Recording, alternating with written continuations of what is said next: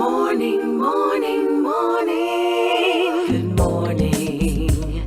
Good morning to you. Every Tuesday we have our conversations on CARICOM. Today is no different.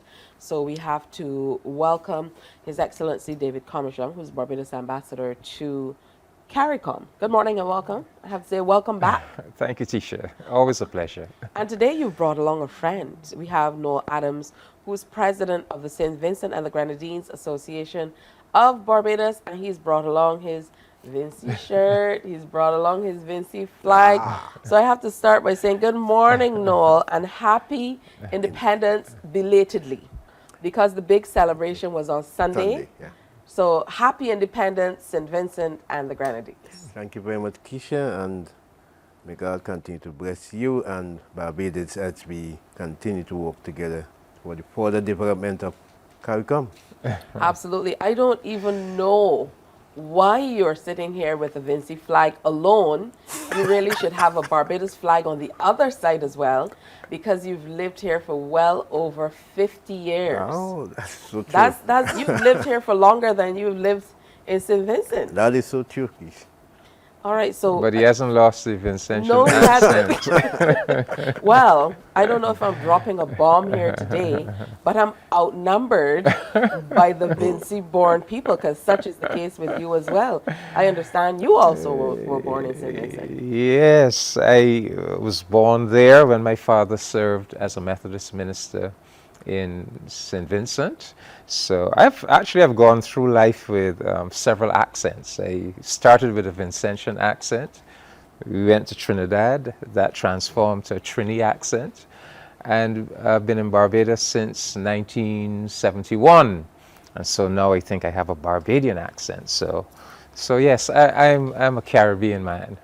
All right, good. So seems like 71 was the year, because you initially came here in 71 as well. Yeah. Was this a plan? I'm kidding. All right, so I know there was a big celebration on Sunday for the observance of St. Vincent's independence at where they call Vinci Town, in Fairchild Street in Bridgetown. Yep. Well, Noel can tell you more about that. I was actually hoping to be in St. Vincent. Many viewers might not know, but I am Barbados's non-resident High Commissioner to St. Vincent. So I really wanted to be there to celebrate the 45th anniversary of independence with Comrade Ralph and the brothers and sisters of St. Vincent. But unfortunately, a little mix-up. I wasn't able to get there. But the community here in Barbados, and I should tell you that the organization that Noel is the president of, the St. Vincent and the Grenadines Association of Barbados. I had the honor of being a founder member along with Noel way back in 2001. So they had their own celebration here at what they call Vinci Town in Fairchild Street. But I'll let Noel speak more about that. Well, I want to say again, good morning to Barbados and to all our brothers and sisters throughout the Caribbean who came out and support our independence in Vinci Town. And I want to say thanks to all those who have organized such a wonderful event. It was wonderful, it was peaceful, and I think everybody really enjoyed themselves, and that's what really gives me joy, that it was so peaceful. And so again, I want to thank them for all what they have done, especially our CARICOM neighbors who came out and support our independence. It is such a good thing when we can work together as CARICOM individual for one common goal. So thanks to Barbados for opening up their doors to us, for making us a part of their nation, and we will continue to work together with Barbados. And as you know, Barbados independence is coming up, and we do have a big thing in Coral Land also in celebration of Barbados independence. So Tisha, we are inviting you over. and again, we want to see how much we appreciate all what Barbados has done for us. They have opened up the door, and they have been our supporter. And so we say thanks to the people and the government of Barbados for all what they would have done for us, especially in our Independent Day. It was wonderful to have you as a Barbadian, 50 years on. Plus, you talked about all the things that were happening in the 70s when that happened, and Noel had me laughing when he said he paid $45 for a ticket to come to Barbados on Liat. Yeah, yes, man. Good old days. 45 days. Days that will never Where are come those back. days now? I'm ready.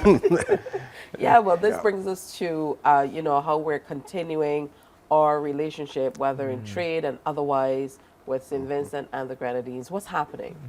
Well, the first thing we should acknowledge is that of all the CARICOM member states, St. Vincent is the one closest to us. I mean, we're only 100 miles apart, and we are bound together, whether we like it or not. I tell people, in Barbados we have a volcano, and they want to know if I'm crazy. But I said, but when the La Soufrière erupts in St. Vincent, we are affected just as much, Even more. or even More more than some than the parts. people of St. Vincent. So we have a volcano as well. We have, de facto, we have a volcano as well. When it erupted in 1902, Barbados went black. That's the basis of Kamau Braffett's poem entitled The Dust, the day that during daylight time, the whole of Barbados went dark, like it was nighttime. And of course, in 1979, the year that Noel started living permanently, and in 2021 we had it again. So we are bound to St. Vincent, and there are also many other connections that we are not sufficiently conscious of. Way back in the 1700s, when the sugar plantation started in Barbados, our enslaved ancestors, if they wanted to escape from slavery, so they escaped the plantation in Barbados, but the whole of Barbados was a plantation. Where do you run to remain free? There was no place in Barbados to run to. So if they really wanted their freedom, they had to get on a raft or a canoe and sail 100 miles to our west, to the mountainous, forested, unconquered territory of St. Vincent. And we hear a lot about the Garifuna people, the so-called Black Caribs of St. Vincent, which is a mixture of Africans and the Carib or Kalinago people. Many people are not aware that the vast majority of the black people who intermingled with the Kalinago to produce the Black Carib or Garifuna were actually escaped enslaved Africans from the plantations in Barbados. So our connection goes as far back as like the very beginnings of Barbadian history. St. Vincent was the place of refuge for our enslaved ancestors. And right down through the years, we have had this interchange. Bajans going to St. Vincent. I mean, in the 20th century as educators and police officers and civil servants.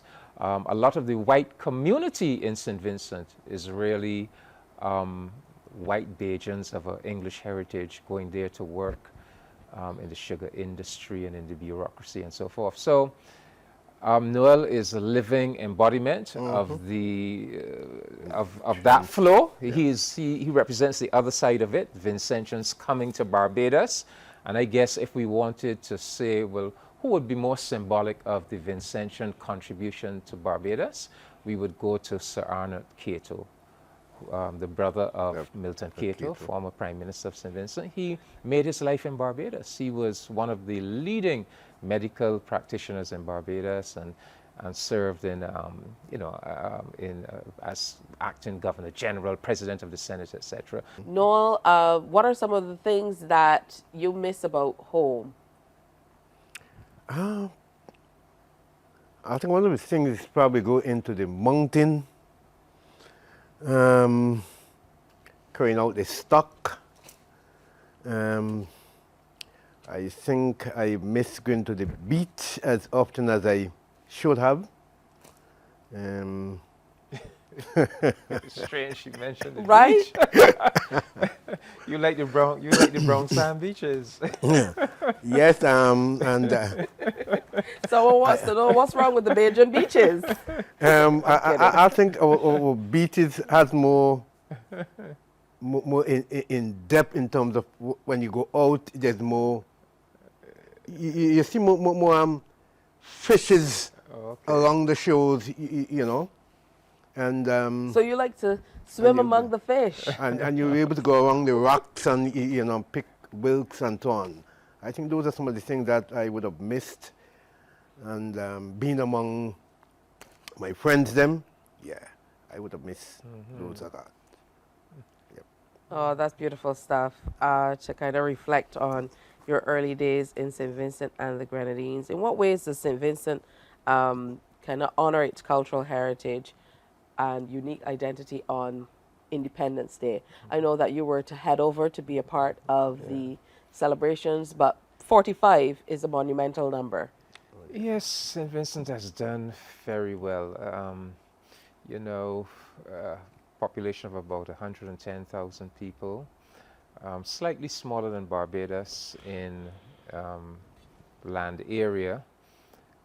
St. Vincent was it came kind of late to the party of the the sugar industry and so forth. It was developed um, quite some time after Barbados, for example, and so it has had to do a lot with very little, and I really admire the Vincentian people, their spirit. Um, they probably have that Kalinago, Garifuna warrior spirit among them, because it seems as if in spite of smallness of size, etc., they are never afraid to take on big challenges. So, for example, Tisha, let me big up St. Vincent. St. Vincent and the Grenadines is the smallest country to ever win a seat on the United Nations Security Council. And in 2019, when they were going up for that seat, many people in CARICOM were wondering, are they crazy? How are you going to win a seat? They won it.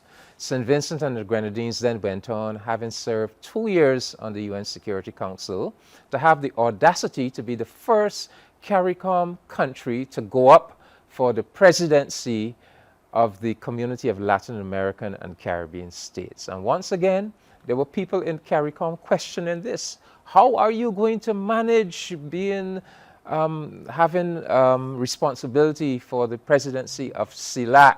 Well, they did it. Not only did they become president, but they had a very successful presidency. And so 2017, Tisha, I was in St. Vincent for the opening of the Argyle International Airport. One of the wonders of our Caribbean community, because St. Vincent is so mountainous, to construct an international airport, they actually had to cut down 3 mountains. I mean, it was a monumental task. And again, there were all the naysayers who were saying to Prime Minister Gonzalez, this cannot be done. And he proved them wrong. He did it. And you go there today, there's that beautiful international airport. So that is testament to the spirit of the Vincentian, that indomitable spirit. And they have been extremely well led by Prime Minister Dr. Ralph Gonzalez since the year 2001. Again, he has broken records as well. He is the only CARICOM leader who has won 5 elections in a row. And we in CARICOM are very grateful to have him among us, because he is now the elder statesman of CARICOM. And I can tell you, if we're in council and there's some very difficult, thorny political issue, the leader that they all turn to is Ralph Gonzalez. And they ask, comrade, let us hear your opinion. And he always, will bring his insight and political wisdom.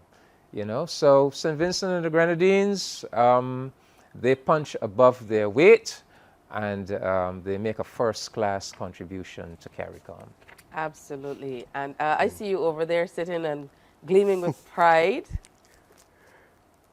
What do you want us to know about St. Vincent? Maybe something that Barbadians don't immediately see. Well, one of the things here I would want you to know, I want to invite you back down to St. Vincent and for you to enjoy, especially our airport, and to go around the country to see the beauty of St. Vincent, which we have, especially take a trip over to the Grenadines and take a boat ride across. St. Vincent and the Grenadines, the people are so hard-working people, and they are so loving that sitting here alone can convince you. You need to really take a trip for yourself and to really convince yourself. I know of the connection. My early years in radio on 900 AM, many of my calls were from the island of CARICOM. There was a gentleman on that island who had a guest house, and he would call in every day, pretty much the way that people call in on the call-in programs. Now he would call in every day to tell us about what was happening on CARICOM, and that's how they listened. A lot of them only were able to pick up 900 AM, and that's how they made their connection. That's how they heard what was happening with the news and everything else. Yeah, well, CARICOM is part of the Grenadines, but it is under Grenada's, under the political sovereignty of Yeah, we of got calls Grenada. from Union Island as well. Yeah. So all along, definitely some great As you connections. mentioned, CARICOM and Union Island, we need to reflect on the damage done by Hurricane Beryl that barreled through the Grenadines, devastating several of the Grenadine islands. Of course, not caring whether those islands belong to St. Vincent or belong to Grenada, which just shows, these separations, these artificial separations, sometimes can be quite meaningless. Invisible lines in the ocean. Yeah, so Grenada's CARICOM was devastated. St. Vincent's Union Island was devastated. St. Vincent's Mero, St. Vincent's Canoan. The Grenadines are 32 islands split between St. Vincent and Grenada. Most of them under the authority of St. Vincent. But our heart goes out to them. And again, Tisha, to pay tribute to the Vincentian spirit, because even more so than Barbados, they've had to respond time and time again to natural disasters. Whether it's the hurricane, it's the volcano, it is flooding, and they always seem to rise to the challenge. So right now, they're grappling with the rebuilding of Union Island and Mero, and our hearts go out to them. And I know that at the COP that the CARICOM countries will be going to in, I think, late November, early December, there's going to be a very special appeal for funds to help rebuild the islands that were devastated or severely damaged by Hurricane Beryl. All right. Yes. I was saying, Kisha, as a nation, we have come a long way. And I want to thank the government of St. Vincent and the Grenadines for having brought us thus far. We have a long way to go, but with God's help, we will make it. And we all need each other, especially as CARICOM. Without CARICOM, we can't make it. Although people tell you one hand can't clap, it takes two. So I want to thank all the CARICOM islands for having chipped in and support us in our difficult times. And it's my prayer that we will continue to work together to help each other as we continue to build this beautiful country, a beautiful space that called the Caribbean. Thank all those who are in the diaspora for their support, and may God continue to help and bless them. Oh, that's beautiful. And I can't get away from the accent because I'm here thinking 50 years on and the accent is still so strong. Like there's not even an inkling of a Barbadian accent with him. I think that's because he is so much a part of a very vibrant Vincentian community that resides right here in Barbados. So much so that we actually have a Vincy town in Barbados. And you know, again, that's testament to the very close connections. I mean, last year I went and checked the statistics. Close to 9,000 travelers traveled between St. Vincent and Barbados in 2023. 9,000 people. So the connection is very, very close, very tight. There are lots of Vincentian students at our Cave Hill campus of UE. Yeah. In fact, again, that's one of the great achievements of St. Vincent, the education revolution, where they have really focused on educating their people, and they have made full use of the services offered at the Cave Hill campus. So that's why Noel has been able to maintain that accent, because he is so often rubbing shoulders with other Vincentian people right here in Barbados. All right, what were you cooking up on Sunday, Noel, for the Vincy Day? There was the regular chicken, and the Vincy had what we call dukuna. What's dukuna? It is similar to your conky, right? But we use potato, right, and something tanya and coconut and ginger. But it's similar to your conky, but it is much better. And then we have what we call the doughboy, which is something that we made where we call fire pan top and fire underneath with the old oven. You will not know much about that, but that also is very good. And then we had the callaloo soup, and we had I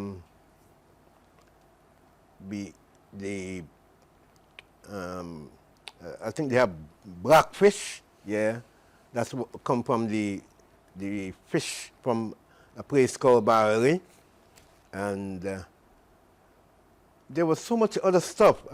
We had also other CARICOM menus, such as pie and so on. So we all had macaroni pie, the famous Bajan macaroni pie. I mean, what would a feast be without? What would a Vincy feast be without Bajan pie? Right.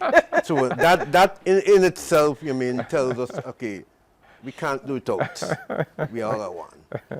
All right, that truly is. And he's a great baker. Huh? If you haven't tasted homemade bread until you taste Noel Adams' homemade bread. What type of bread do you make, Noel? Anything, everything. Well, okay. What I promise you is that when next week I'm going to bring one for you, right? I promise you that. But what do you my bake? wife is very good at that. She is. What do you bake? Superb. She bakes homemade bread. How to describe it? It's just delicious. Right out of the oven, just delicious. Yeah, I'll probably have to bring one for you to really experience it. Yeah. So that's one of the promises I made. All right, don't make me promises that you don't fulfill, okay, Noel? Oh, trust not. All right, so I know that the relationship continues in terms of the relationship with us, and definitely the relationship among the other islands of that make up CARICOM as well with St. Vincent and the Grenadines. I personally, in my capacity as Barbados' High Commissioner to St. Vincent, I would like to see us even further deepen the Barbados-St. Vincent relationship. I mean, St. Vincent plays its role within CARICOM. St. Vincent, for example, has responsibility for transportation within the CARICOM quasi-cabinet. So that's a given. But I think that there's scope for bilateral deepening of the relationship between Barbados and St. Vincent. One of the ideas that I have recently been pushing is that our next project, after we establish the ferry service between Barbados, Trinidad, and Guyana, our next project should be a ferry service between Barbados, St. Vincent, and St. Lucia. You know, we already have cargo vessels that move, but I want to see us upgrading to passenger ferry service so that we don't just have to depend on those very expensive airplane rides, you know. Then I think there's a lot of scope for us joint development of tourism because St. Vincent's tourism offerings really complement Barbados's. You know, we are very different in terms of our tourism offering. We have what they don't have, and they have what we don't have. And I think there's a lot of scope for that. You know, we tend to talk about multi-destination tourism, but All right. you know, Well, you most certainly have intrigued or piqued my interest in St. Vincent and the Grenadines all over again as a destination for a visit. So I'll let you know, Noel, next time I'm going, and I look forward to you showing up here with bread, okay? Yep. So happy belated independence to all Vincies locked on, all Vincentians. You know, congratulations on reaching that ripe old age of 45 last Sunday. And thank you both gentlemen for coming in. Thank you very much, Keisha. thank you, Always Tisha. good to have you, Nice. Ambassador. Morning, morning, morning. Good morning. Good morning to you.